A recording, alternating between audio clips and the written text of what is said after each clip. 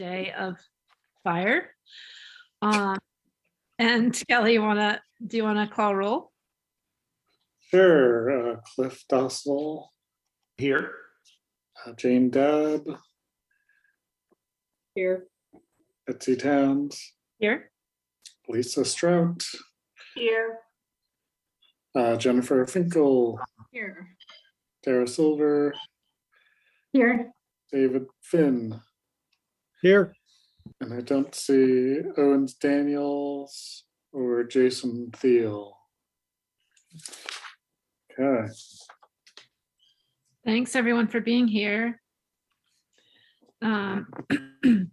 If you have had time to look at the minutes, is there a motion to accept the minutes?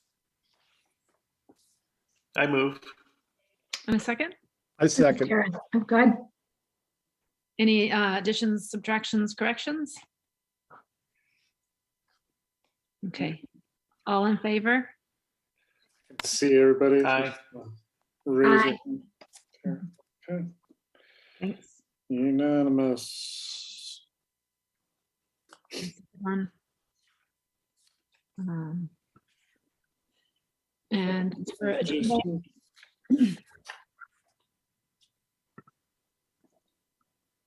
So Jason, welcome Jason. We've just taken roll and admitted the minutes to the record. And Kelly's prepared our agenda as usual. Thank you, Kelly. If you want to. Yeah, so pretty quick. I just have some project reports and I threw an other business item on there. A couple of people reached out and had some ideas they wanted to discuss. So I'll just kind of go through the project reports real quick. So artistic bus shelters, we're working with the artists to get those installed in the spring. Nothing too extraordinary there. Trying to work through some copyright issues and just some permissions where we have people portrayed, so we just need to get permission to use their likeness. So working through that. The Salem Parkway bridges have the March 11th deadline. The downtown sculpture. Can I ask about the bridges? Do we know how many submissions we have thus far? Oh, I think just like 2. Oh, okay. But okay. With the deadline being out, more than a month, they all come in like the last week, if not the last day. Okay. If not the last hour. And Kelly, was that was the original deadline, or we had chatted about? The original deadline had been February 11th, but I heard from several people asking if we could push it out a little bit. And that didn't seem to be a problem. So we pushed it out a month. Okay. So we've been, since this is such a big project, it gets the official purchasing department way of doing things. And that's if somebody asks a question, we answer it in a very official way and put it in an addendum and email it to everybody who has asked for the RFP. So I think we're up to our 3rd addendum with lots of questions answered and site plans and 3D SketchUp models and things like that that we had. So we've provided those to a lot of artists. So the person in charge at purchasing said that he was really surprised by how much interest there was in this project. So it's going well. For the downtown sculpture, this is the one that was that's on the corner of 4th and Spruce. She's gotten that first check and she's been purchasing materials, and the I-beams, they're arranging for the I-beams to be delivered soon. And those are, that's kind of the biggest material delivery that they'll have. So they're going to get to work on that soon. For the Clemens Library, we had our group go over to the library last week and take a look around and determined that that courtyard, just like the Kernersville Library, is probably the best place for the sculpture. And I'm working on an RFP, and I've reached out to the county manager or the deputy county manager to see if we can push this just a little bit so that we're not overlapping with the Salem Parkway, since they're both sculpture calls. So maybe we'll have the RFP post in mid-March after the Salem Parkway one is over. So we're not competing with ourselves. And then last but not least, the county project. Dara, feel free to jump in. Dara and I met with Brian Hart, the library director, to kind of see if there was any interest in a COVID memorial or a COVID project at the library. And turns out that the library is working on kind of like a COVID memory project that may be a good partnership with the Public Art Commission. So he seemed very interested in that. It sounded like it could really fit together well. I think they've distributed journals and things to the library branches, and have encouraged people to kind of write down their memories of this very strange time, and might be a good opportunity to also have people do artwork as part of that, and then maybe we could use that budget to turn that into some permanent artwork in one or more of the libraries. So that's something that group can discuss further and kind of come up with an idea and a timeline for that. Yeah, Beaver kept it well. Yeah, it was good to hear there was interest and they were already starting to do work. Yeah, I'm glad I was able to remember, because I spoke to Betsy about it and I was surprised that she wasn't there. I was like, what? You weren't there? And then, I mean, so we'll get together, Dara and Owens and I, to talk more, I assume. But it was really exciting to hear from Kelly. So I'm really glad that you were able to be there. You two were able to be there. And it seems like a next step would be get our small committee together and think through what an artist call might be for someone to like conceive of how all the material could become an art project, a more permanent art project for one of the libraries. So then, then we would issue that call.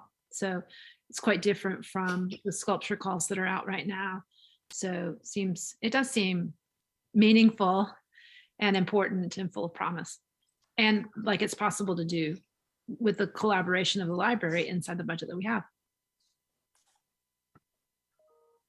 Yeah, also interesting to note the library does have like a standing art committee because they have exhibitions, they have a collection.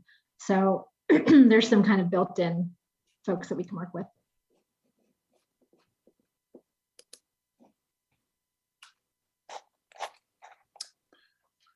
Okay. Well, if there aren't any other questions on the project reports, could go to other business.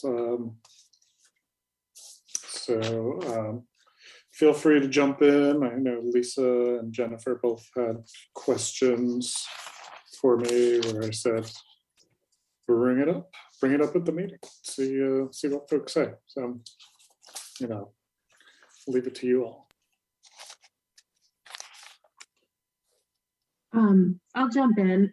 Yeah, I had seen, I guess it was last week, an email announcement that the CSR Foundation announced a $2 million, partnership with Mellon Foundation for public art. And it sounded like there was a first iteration, and this is going to be a second cohort with a letter of intent, I think, coming this month. Kelly reminded me that I guess this committee did submit something in 2018. And so I was wondering what that was. But then Betsy and Owens, that your project, the present absence, was funded through that. So I was just wondering, is this of interest? Is this something to pursue in the second iteration? I guess we should see what this letter of intent is, but just wanted to throw that out there.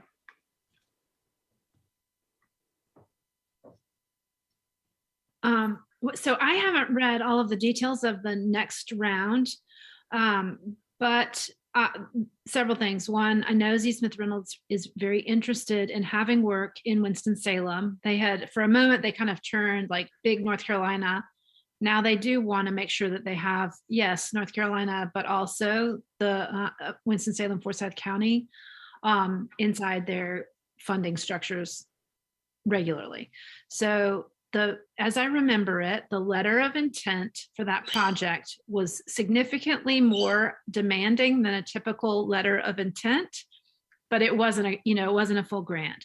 The other thing that I don't know if this is the case in the next round, but what was quite revolutionary to me about the original Inclusive Public Art grant from CSR was that rather than saying propose a work of art for this location, right, for this building or this wall or whatever it is, they said, what are the stories that need to be told, or how does art need to help us think differently or see differently? And so it was much more content based than specific location based. Mm-hmm. And so y'all who have been around a while, was it the Five Royals project that we proposed? Yes. Five Royales. Yep. So I believe Elizabeth Rapetti took the lead on that and wrote the letter of intent to bring the story of the Five Royales, the musical group, to life with sculpture in Winston-Salem. The project that we proposed was about, it's called Present Absence because it was about histories that had been erased through urban renewal and bulldozing of communities in Winston-Salem that were really, like, many people held the memories, many people felt community tied to those places, but that the physical places were not present. And that it eventually became, through a lot of community engagement, it became focused on the Kate Bidding Reynolds Memorial Hospital. Mm-hmm. And a lot of community engagement is probably, who knows what they were choosing, but that was something that was a little bit different about the letter of intent that we wrote for Present Absence versus the letter of intent with the Five Royals that was, a story that needs to be lifted up, but it wasn't one that needed everyone to come together to do the work. And so Present Absence, the major work has been connecting with the history and the community. And so I know that I believe that that's likely to be part of the next round. I hope that's helpful information. I'm glad to share more, but I'm glad to contribute if someone grows an idea there. No, that's really helpful. And I think that community engagement piece is probably what they're going to be looking for in the next round as well. But we should see what they come out with to see if there's a fit. Yeah. What's the time frame? I didn't see that, or I can't remember what the time frame is for the letter of intent. Did you see that? All it said in the email was that they just announced it should in February. They just said it should come out in February. Details will be posted on the website. Okay, so that's an announcement, and then that announcement will have the deadlines in it. Yeah. Because I know we were, it seemed like it was a very short deadline, I believe, the last time. Correct me if I'm wrong, Betsy, but it was, we had to really scramble, or maybe we just put it off as a group.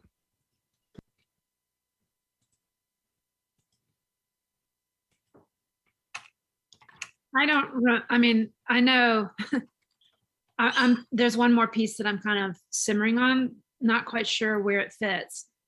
That grant has been by far one of the most rewarding projects I've worked on. Also by far one of the most work. Part of that is because of COVID, because the timeline that it stretched out by 1.5 years because it had to have community connections, and because the communities involved were not, none of it was a likely swivel to Zoom or similar. The reason I put that here is that it doesn't, I don't know that the Public Art Commission members want to take on that project. For me, it fit more inside my job at Center for Design Innovation than it would in my role as Public Art Commission because of the volume of work. We, on this group, the majority of us were involved in the Present Absence project, either for a short time or for a very long and sustained time. And I guess what I'm saying is that really somebody will have to be point person for that project. And one of the reasons it's so meaningful is because it really requires a lot of connection, a lot of sustained effort, even if it goes in the probably 2-year timeline, if it's similar to last time. Yeah, so it needs to have somebody dedicated to the project, and that was me in this case. But it became really a problem because it went on for a full year when I didn't really have it built into my planned workload. So just something to keep in mind, that it is a workload for someone to do a community engaged art, as we know from the portrait, the work that the portrait project involved was much more talking and connecting and engaging with people than making work. And that's the case with this one too. And so I think if we could secure a grant like that, it would be really great. But I do think we need to know that there's somebody who could be the leader of it, whether that's inside or outside this group. Do we have a listserv where we can share that information? A listserv? Like with folks who are doing public art? No, we don't have a listserv. I send out an email, I have an email list. I wouldn't call it a listserv.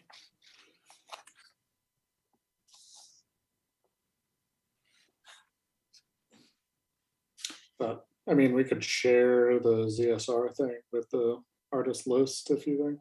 Mm-hmm. Well, yeah, maybe just to get the word out if we have a mechanism to do that. Sure.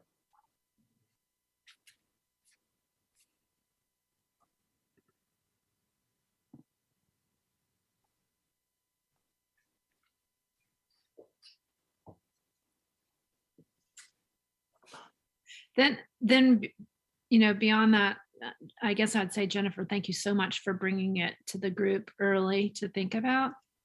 And maybe we each just have in the backs of our minds or the fronts of our minds as we're, present in the city in our different spheres.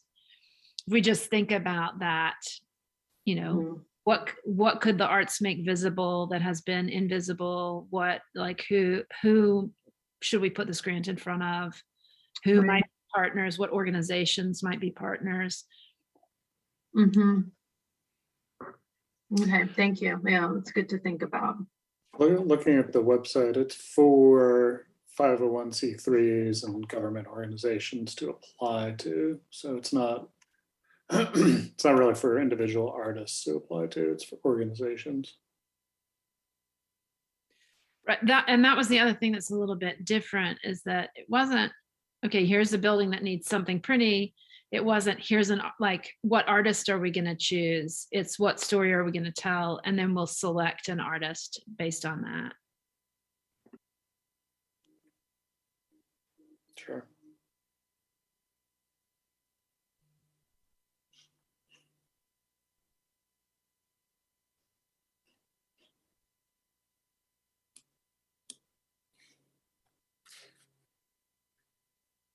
Okay.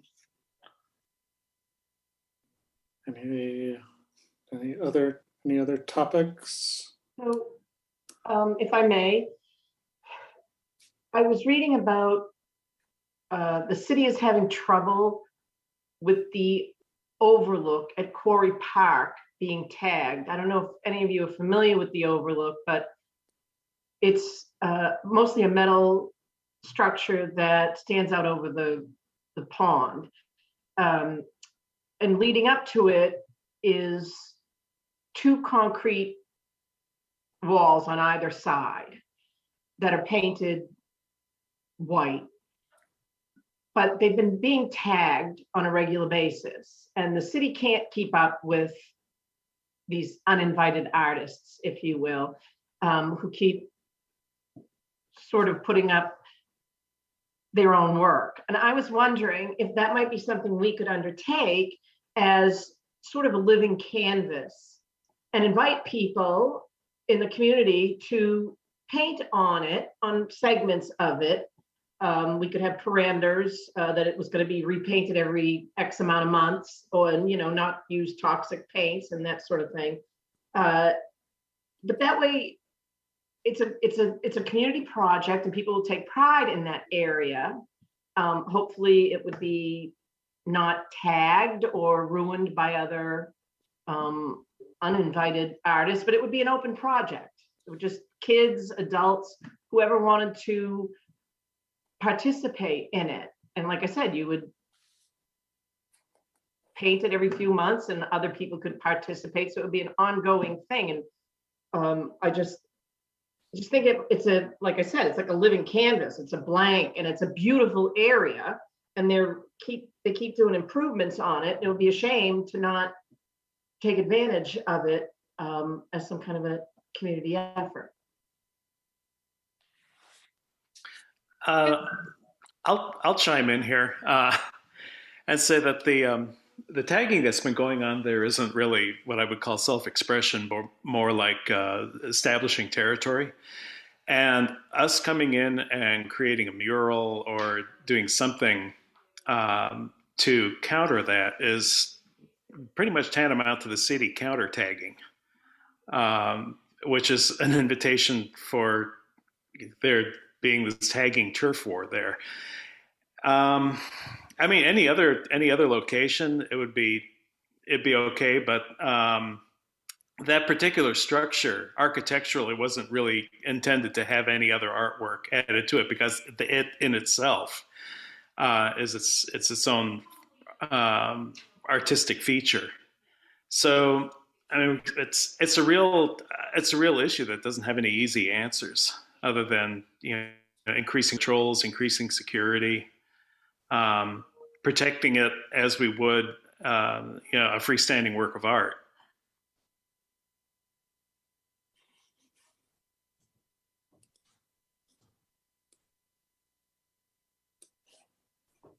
Well, I understand that it is a territorial thing, but I think at some level, people will respect that, even though it's a territorial thing. I think there is some integrity.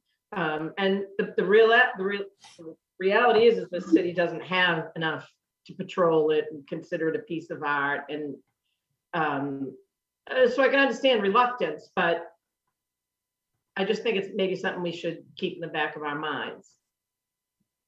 Why don't we get I'm going to suggest some, I'd like to see the photographs of what the walls look like. I think it'd be interesting to see. I mean, I'm kind of,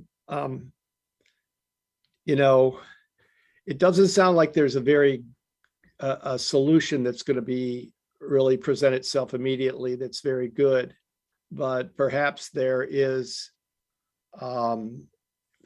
something that we could think about that would either, I don't know, when we see the wall, I'd like to see the walls. I can't remember what they look like or how high they are, how long they are, and how they relate to the structure. I'm aware of what Cliff is saying, that they're integral to the look of that whole oh, you're going to show us. Okay. Wow.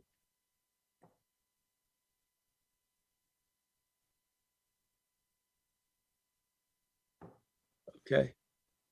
Thanks. Oh, quite significant artwork. Ask you guys,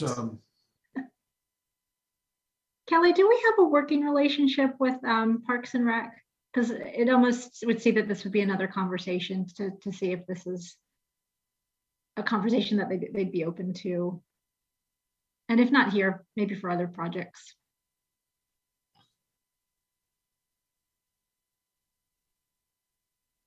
I mean, Kelly should answer in more detail, but I would say yes, we do, based on past projects, have a good past project, past working relationship.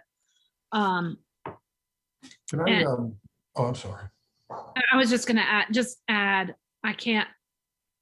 I would think that the designer would be reluctant to have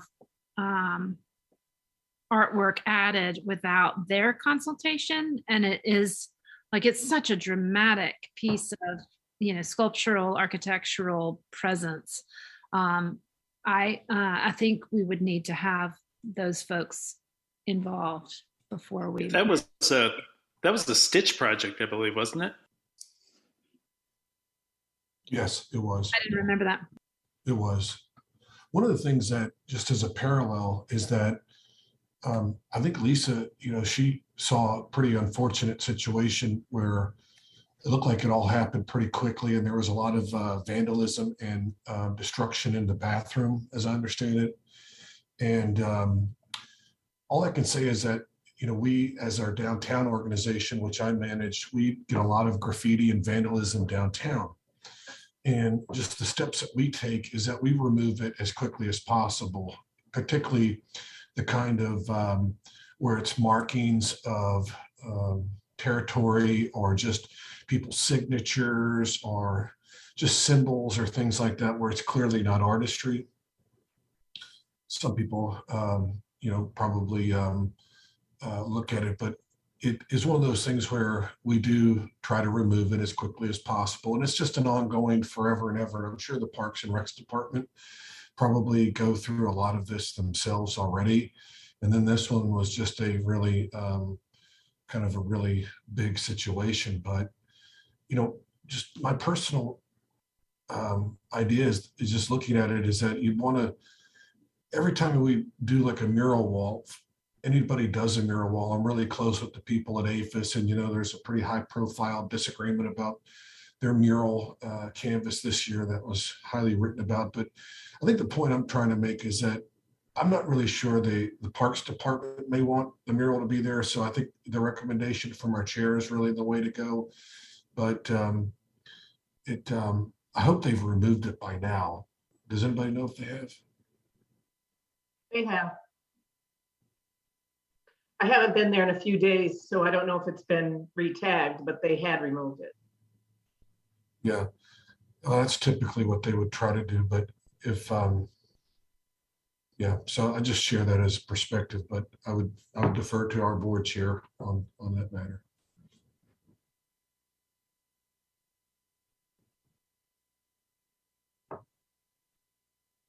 Only thing I could see would be to paint almost like a camouflage kind of pattern on it that would in some way incorporate, it would be sort of like a frustrating thing to try to tag, because your tagging would just become part of an overall pattern that would be a pattern on the walls.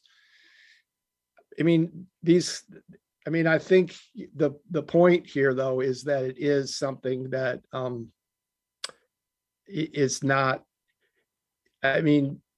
painting a mural on it is probably, it may not be the only answer. I mean, it's very frustrating. I think it's interesting to Jason. I've often heard about, I think that the philosophy of painting it over immediately is probably the best one. When I used to do guerrilla artwork on the streets and the police in New York City would remove my figures from chain link fences, the faster they did it, the more discouraged I got. Firsthand. Nice. Thank you. It's also been too cold to retag too. So maybe in spring when there's more people there on site, then that would be a frustration as well. Kelly, I can't remember if there's any parks money going to another round of enhancements at the Quarry Park in the near future or not? Yeah, I think they're doing a phase 2, phase 3. They're doing like they're building a playground and they have some other things going on. I'm not sure what. Well, maybe, Kelly, if you reached out to the Parks and Recreation Department and just let them know that if they need our help, we're there for them and we sympathize with them. And if they want to work with us and do a mural, maybe we can help them. And, just let them know that we're thinking about them. And, one of our members brought it up in a really positive light and came up with some ideas, and we're there for them if they need us. Sure. I mean, and I would add to that, it would always be exciting to get involved in a project there from, the Arts Commission to be involved in such a powerful site for the city, whether it's, playing a role in the design of the playground or the mural or others. And maybe we want to check in with Stitch as well, and just have in our pocket what the designers there, what their opinions are of where it is right now. Sure. What thoughts? Happy to reach out.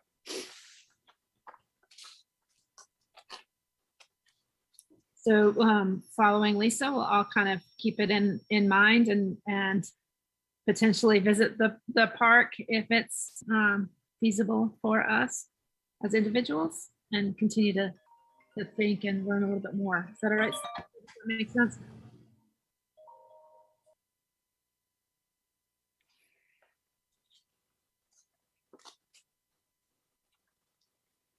Any additional other business?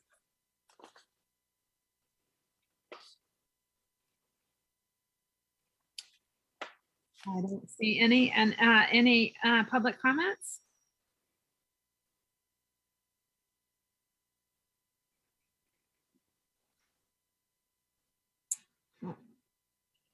Well, not hearing any. We have, is this the shortest meeting in history or the second shortest?